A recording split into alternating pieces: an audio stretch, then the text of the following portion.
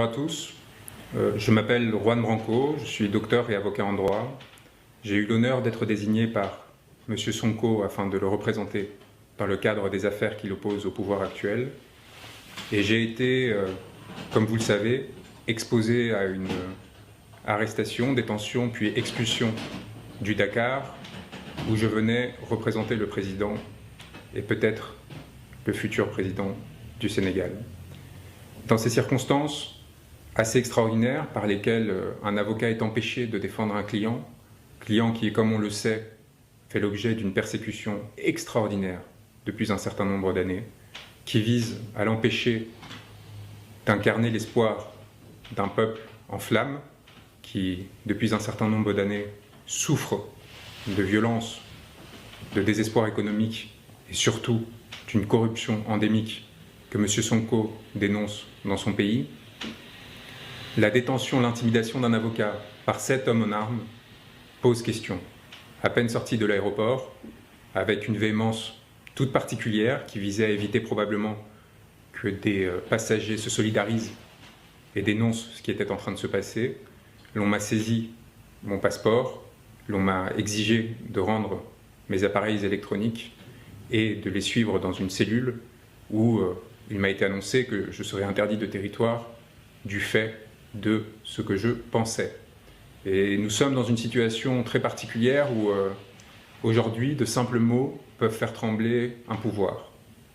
Et cela dit quelque chose de ce géant au pied d'argile qu'est devenu l'autorité politique du Sénégal et des dangers qui touchent l'ensemble des compatriotes sénégalais qui aujourd'hui sont confrontés à la violence qui peut naître de la part de ces géants lorsqu'ils se sentent menacés.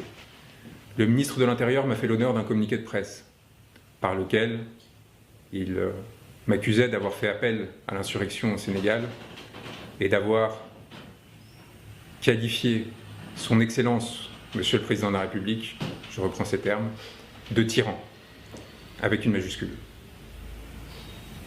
J'avais en effet annoncé ma venue au Sénégal.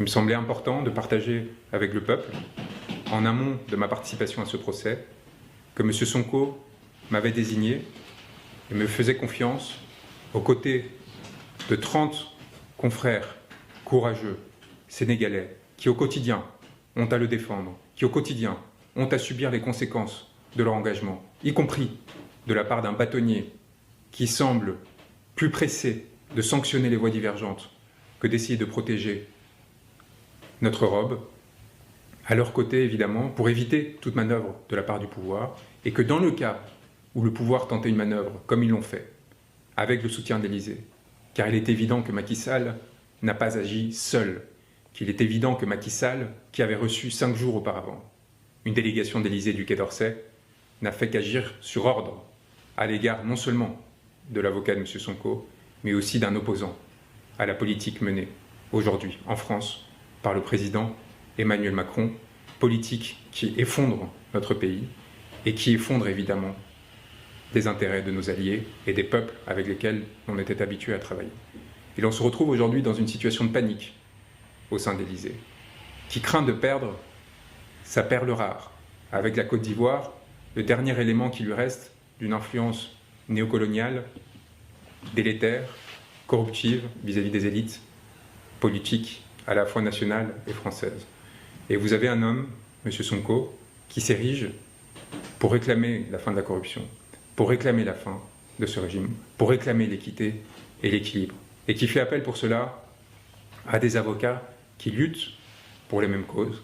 Et vous avez un président du Sénégal qui a la lâcheté et une telle crainte de cette alliance qu'il s'oppose à l'arrivée sur le sol de Dakar de cette personne. Et dans le même temps, vous avez un confrère français, auquel il est fait appel comme l'on faisait auparavant des sorciers blancs. Et vous voyez la différence fondamentale entre M. Sonko, qui pour internationaliser sa cause, parce qu'il est privé de déplacement à l'étranger, parce que l'on cherche à éviter par tout moyen qu'il puisse construire une stature internationale, qu'il puisse montrer qu'il est une alternative valable au pouvoir actuel, eh bien on se retrouve dans une situation où celui-ci cherche à construire des alliances. en faveur du peuple sénégalais, qui cherche à s'appuyer sur des masses populaires, les masses de gilets jaunes que nous avons défendues, avec lesquelles nous travaillons notamment, qui luttent pour les mêmes objectifs que le peuple sénégalais. Et nous avons en face les vieilles manœuvres. On fait appel donc à une personne qui va venir représenter, cette fois, l'establishment français, l'Élysée probablement, et qui accepte, et c'est là quelque chose qui pour moi touche au déshonneur, accepte de plaider face à une salle vidée de ses avocats, qu'ils soient étrangers comme moi ou nationaux. L'ensemble des avocats de M. Sonko ont été empêchés de plaider sa cause lors du procès du 30 mars dernier. Et face à cette situation, alors que l'un de ses confrères a été refoulé, M. Sûr, Maître Sûr, mon confrère, plutôt que de refuser de plaider, plutôt que de s'indigner de cette situation, a tout simplement fait son office devant une cour vide, à la fois de sens et des personnes qui étaient concernées, afin d'obtenir la décision tant attendue, demandée par l'Élysée, qui, voyant la perte potentielle, encore une fois, de son dernier point d'appui en Afrique de l'Ouest, avait décidé de tenter de calmer le jeu et imposer à Macky Sall une décision qui préserve l'éligibilité de M. Sonko, tout en le condamnant évidemment pour le déshonorer. Or, la réalité est très simple. D'une part, M. Sonko est parfaitement innocent. Le rapport qu'il a cité existe. Il a été enterré. Nous avons la preuve au sein du dossier lui-même. On a essayé de l'accuser de faux. C'est un mensonge. Premier point. Deuxième point, nous avions tous les éléments nécessaires pour faire annuler la procédure. Tous les éléments nécessaires. Et j'avais préparé, et c'est peut-être ce qui les inquiétait, des conclusions d'une part de nullité, car il semblait presque que le parquet avait voulu se tirer une balle dans le pied, tellement la citation était mal rédigée, probablement dans l'objectif de répondre aux ordres d'un régime aux abois, et en même temps, évidemment, de faire comme si la chose pouvait se dérouler tout en essayant d'enterrer. Nous avions des conclusions de nullité, nous avions évidemment des conclusions fin de relax, car ce n'est pas seulement que la procédure était nulle, c'est que M. Sonko était innocent. Nous étions prêts à la défendre, et c'est peut-être ce qui a tant fait peur le pouvoir, ce qui a tant fait peur la Cour, ce qui explique ce changement de juge à la dernière minute, cette évacuation des avocats de la défense, et cette décision que l'on a voulu être de conciliation, mais qui n'avait qu'un objectif, réussir à remporter une manche qui était mal partie, et évidemment, mettre M. Sonko face à des contradictions potentielles dans son discours. Il n'en est rien, car ce qui se passe lorsqu'un pouvoir est déliquescent, c'est d'une part des effets de courtisanerie qui créent de la médiocrité. Et ce à quoi on a eu droit avec cet extraordinaire communiqué du ministère de l'Intérieur, c'est l'expression de cela. On passera sur la maltraitance de la langue française, alors que le Sénégal est un des lieux de haut vol de cette langue française, et qui aujourd'hui dans laquelle la langue française gît avec le plus de créativité, bien plus qu'aujourd'hui en France. Il y a aussi la justification qui est apportée. M. Branco avait publié avant son arrivée à l'aéroport international Blaise Diagne de Dakar un post sur les réseaux sociaux où il traitait son Excellence Monsieur le Président de la République, Macky Sall, de tyran, et faisait également un appel à l'insurrection dans notre pays. Devant ce comportement inacceptable de la part d'un citoyen étranger, il s'est vu refuser d'entrer dans le territoire national. Toutefois, Monsieur le Ministre tient à rappeler l'attachement de l'État du Sénégal aux valeurs d'hospitalité et de teranga qui ont toujours caractérisé notre pays, à condition qu'elles soient sous-tendues par le respect dû à nos institutions et nos valeurs démocratiques. Pardonnez-moi le sourire, mais on apparaît dans une situation où il n'est pas nécessaire d'évoquer la complaisance de ce gouvernement avec des personnes qui défendent des idéologies racistes et particulièrement infâmes. Non seulement la complaisance, mais selon certains, le financement au détriment du peuple sénégalais, de ces personnes qui sont invitées à la présidence de la République. On pense évidemment à Marine Le Pen, mais lorsqu'il s'agit par contre de s'assurer que pas une critique ne sera faite à l'égard d'un homme en fin de parcours, eh bien là, tous les moyens sont mobilisés. Eh bien là, il y a là quelque chose de l'ordre de la déliquescence dans cette façon de faire. De la déliquescence car d'abord on a peur des mots. Les mots font peur au point de mobiliser des hommes en armes. Et là, il y a quelque chose qui devrait inquiéter. Et puis, la médiocrité de la justification et de ce texte montre que, visiblement, ce pouvoir n'arrive plus, s'il a un jour réussira à le faire, réussir à attirer des personnes de qualité et de valeur. Et donc, par ricochet, une interrogation qui va au-delà des partisans de M. Sonko, qui va au-delà du PASTEF et qui s'adresse à l'ensemble des Sénégalais. Est-ce que d'une part, vous ne considérez pas qu'il y a difficulté à des comportements de cet ordre et à l'image que cela renvoie des autorités de votre pays?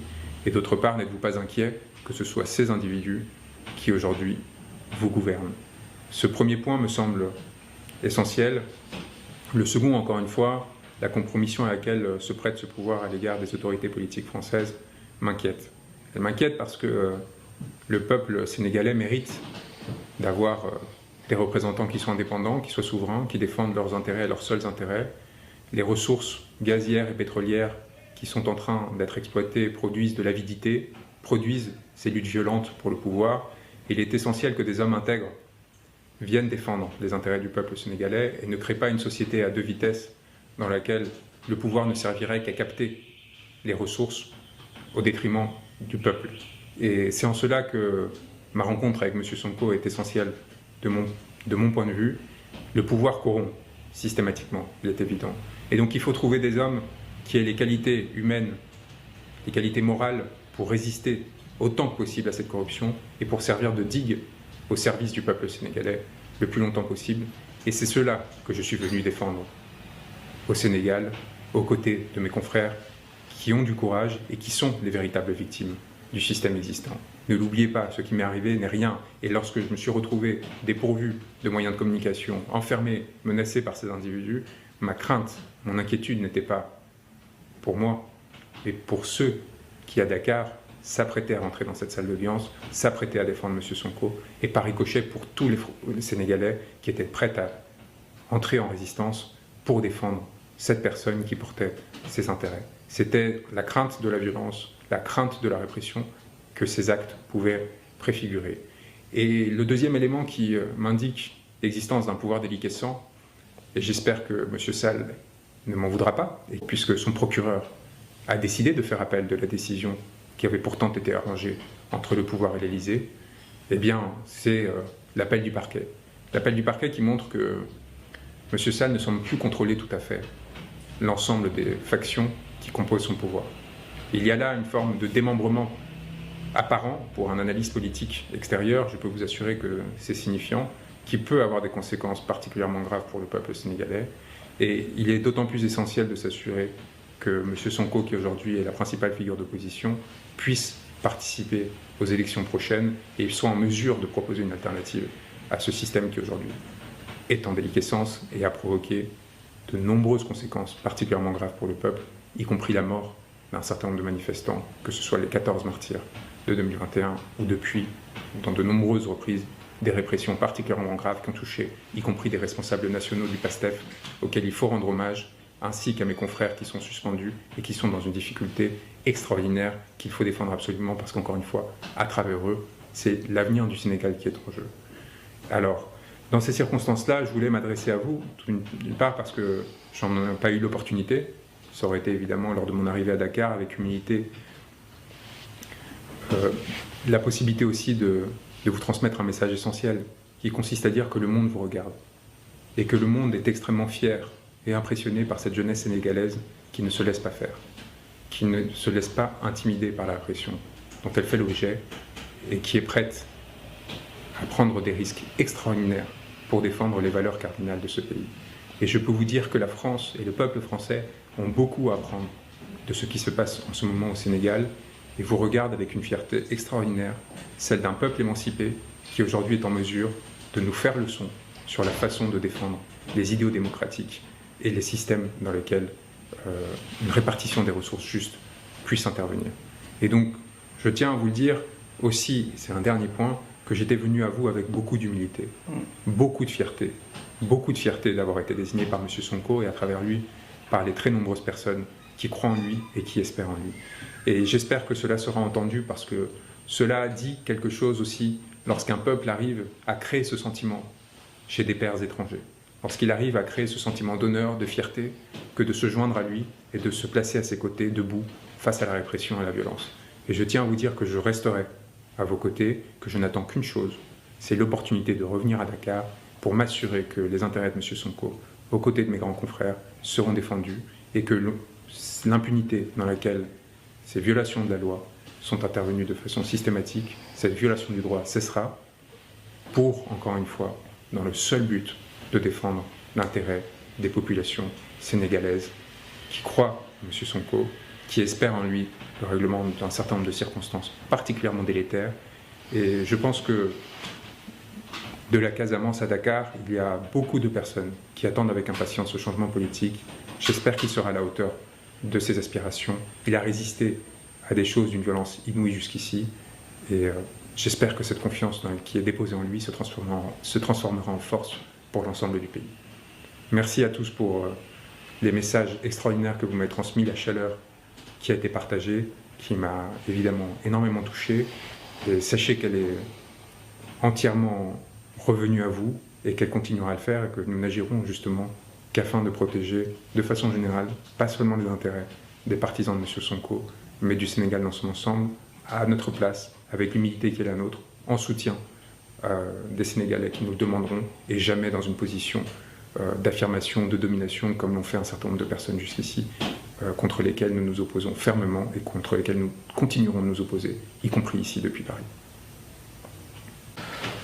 Merci beaucoup, Maître. Merci pour ce beau plaidoyer et merci beaucoup pour cet vibrant hommage aussi rendu au peuple sénégalais, ce peuple qui est veillant et qui continue à se battre, notamment la jeunesse sénégalaise, pour préserver ces acquis démocratiques qu'on a arrachés de haute lutte. Et permettez-moi d'abord de revenir sur les conditions de votre expulsion. Pour le moins hilarant, voire même délirant, parce que quand j'entends un avocat qui se fait expulser et qui a failli tomber sous le coup de appel à l'insurrection, parce que en tant que professionnel du droit, je pense qu'appel à l'insurrection, ce n'est pas un délit, mais plutôt un crime. Donc si cet état-là était logique, normalement, vous devez être arrêté, normalement, et emprisonné. Parce que ce n'est quand même pas une chose simple, ce n'est pas une petite chose. Et cela prouve aujourd'hui l'État aujourd'hui qui est hors norme, de par ces brimades qu'il exerce sur son peuple depuis 10 ans, en l'occurrence sur la personne d'Ousmane Sonko. Je pense que vous avez vu, en foulant le sol du Sénégal, d'avoir un petit aperçu de ce qu'est la dictature que les Sénégalais sont en train de vivre depuis maintenant quelques années, et qui est exercée sur un seul homme, qui a juste un seul défaut, c'est de vouloir briguer un troisième mandat, et de vouloir stopper un système qui est là, un système avilissant, un système qui est en train de piller les ressources naturelles, et qui est capitalisé sur un certain nombre de personnes et qui ne compose pas la majorité des Sénégalaises. Et la deuxième chose, c'est le fait que vous soyez aussi expulsé pour des motifs aussi fallacieux et scandaleux, parce qu'ils vous accusent d'avoir traité Macky Sall de tyran. Oui, Macky Sall, c'est un tyran. Parce que quand on voit au Sénégal aujourd'hui que toutes les libertés sont restreintes, toutes les libertés au Sénégal sont restreintes. Il y a la liberté de la presse. Des journalistes, en 2023, sont emprisonnés au Sénégal. Les libertés individuelles sont restreintes au Sénégal. Je pense que vous en êtes aujourd'hui le parfait exemple, parce que le fait juste de faire un post Facebook qui vous a valu, au-delà des motifs fallacieux que le gouvernement a voulu en tout cas faire croire à l'opinion, prouve à souhait qu'on est dans un régime dictatorial. Maintenant, pour en revenir à ce procès, parce qu'on parle aussi à l'opinion internationale, il est bien de contextualiser un peu pourquoi on est là. Parce qu'on parle de procès de diffamation. De quoi s'agit-il? Je pense que tous les Sénégalais aujourd'hui en ont fait une religion. Mais l'opinion internationale parle de diffamation parce qu'on voit à peu près des gens qui sont invités à la télé française pour la plupart et qui sont de connivence parfois avec le pouvoir, qui ont tendance à biaiser la lecture que la personne qui n'est pas sénégalais puisse avoir de la chose. Et ça, c'est hyper important qu'on recontextualise un peu pourquoi on est là aujourd'hui. On a un ministre à qui on avait confié une mission, un projet d'envergure, qui avait pour but d'éradiquer le chômage des jeunes. Un rappel de contexte, aujourd'hui le Sénégal est composé de plus de 72% de la population qui a moins de 35 ans. Et sur ces 72%, il y a près de 40% qui ne travaillent pas, qui sont aujourd'hui au chômage. Donc ce projet-là était destiné, un projet encore une fois qui est à hauteur de 40 millions d'euros, était destiné à réduire le chômage des jeunes avec un projet d'envergure, un projet d'investissement qui était pour construire ce qu'on appelle des domaines agricoles communautaires, histoire d'éradiquer le chômage des jeunes. Aujourd'hui, je pense que ce point-là principiel a été mis en exergue et qu'on a voulu faire croire ce phénomène diffamatoire que Ousmane Sonko aurait exercé sur la personne de Mame Mbaye Niang, alors qu'on sait que c'est faux, c'est basé sur des choses qui ne sont pas correctes. Et l'idéal aurait été qu'on aille dans ce procès et que les avocats puissent plaider pour que la vérité puisse jaillir. Mais je pense qu'il n'est pas dans l'intérêt de l'État, en tout cas, de par les actes que l'État a posés, ils n'étaient pas, en tout cas, cohérents dans leur démarche depuis le début, ce qui était de faire jaillir la vérité. Je pense que ça, il était important de le noter. Maintenant, pour revenir sur ce qui s'est passé à la journée du 30, je pense que on ne peut même pas se permettre de parler projet, ne serait-ce que pour respecter le droit, parce qu'il y a des entorses, multiples d'entorses aux droits qui ont été commises. D'abord, votre expulsion illégale, scandaleuse, pour des raisons, encore une fois, pour les moins dérilants. Parce qu'on ne peut pas concevoir dans un pays normal, un pays qui se réclame d'un état de droit, un pays qui se respecte, expulser un avocat.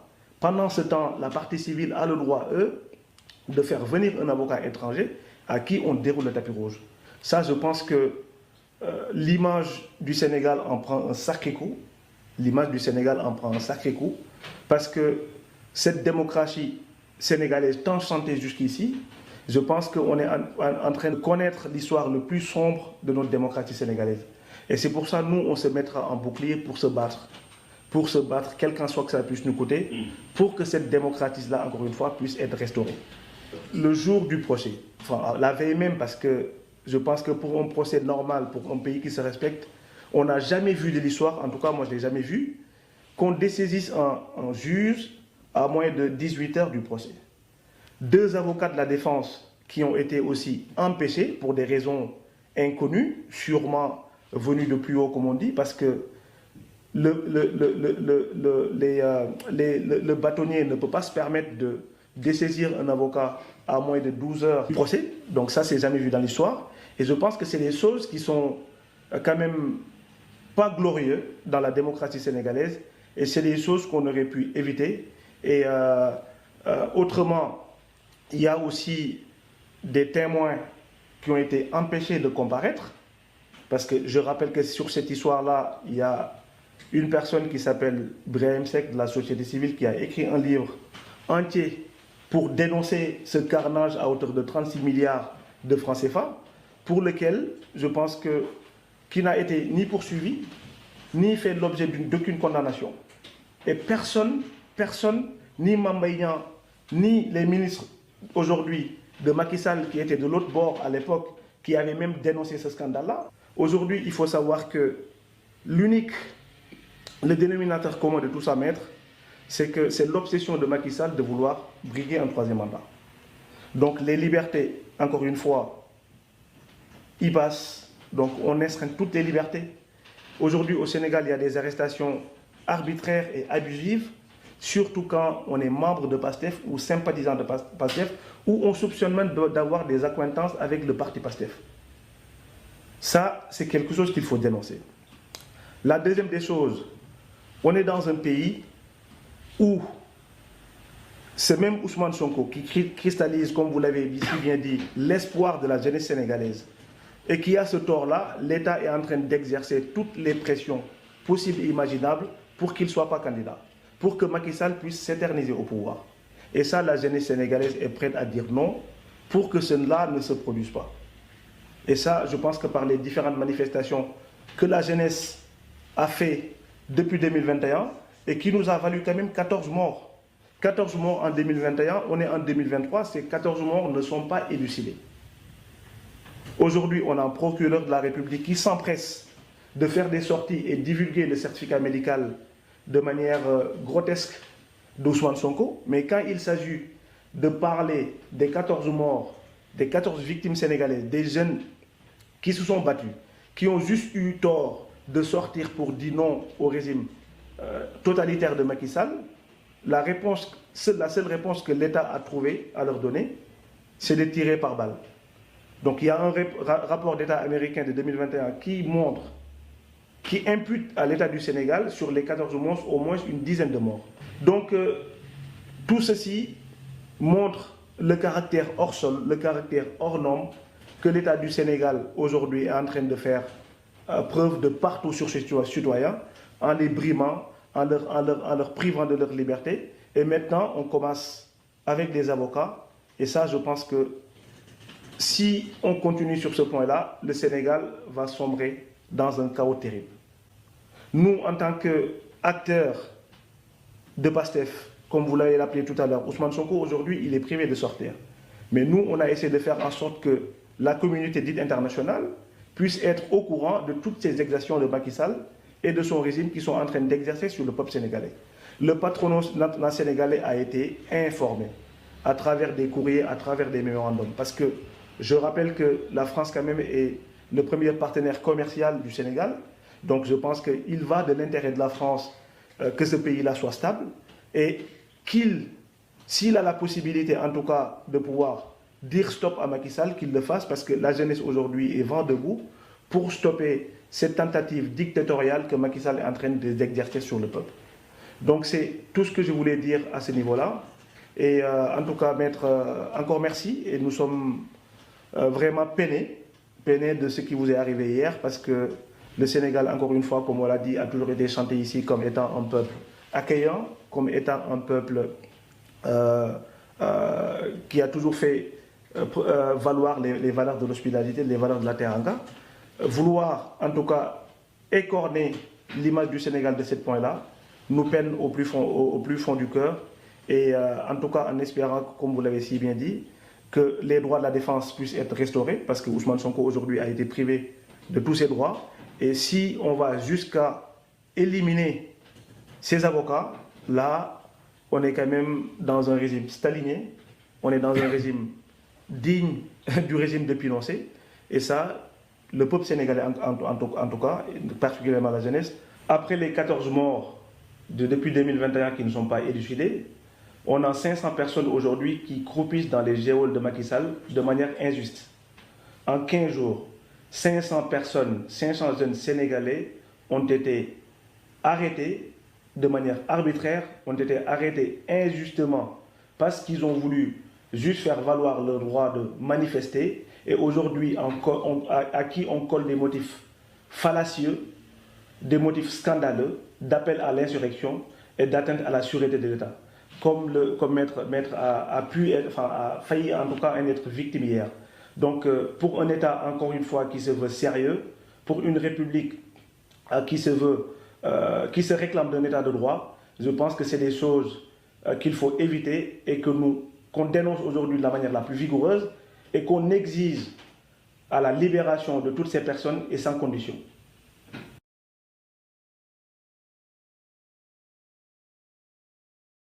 réew dafay toll à des moments historiques moment historique boobu la ñu toll dafa am moment yoo xam ne le peuple doit prendre son destin en main yeneen réew yi ko def gënuñu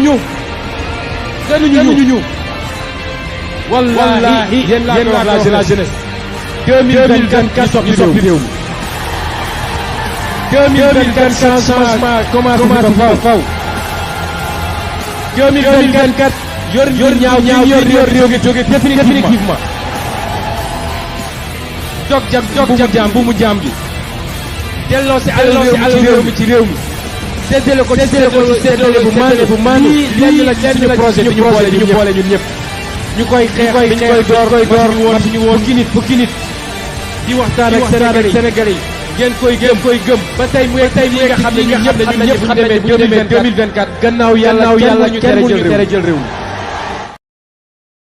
mi réew dafay toll à des moments historiques moment historique boobu la ñu toll dafa am moment yoo xam ne le peuple doit prendre son destin en main. yeneen réew yi ko def gënuñu ñu. Wallahi yéen laa wax la jeunesse. 2024 ñu soppi réew mi. 2024 changement commencé ba faw. 2024 yor ñaaw réew mi jóge définitivement. dog jam bu mu jaam gi. delloo si alal réew mi ci réew mi. séddale ko bu maanu lenn la ci suñu projet bi ñu boole ñun ñëpp. ñu koy door ñu woon fukki nit di waxtaan ak Sénégalais yi. ngeen koy gëm ba tey muy nga xam ne ñun ñëpp bu ñu demee 2024 gannaaw yàlla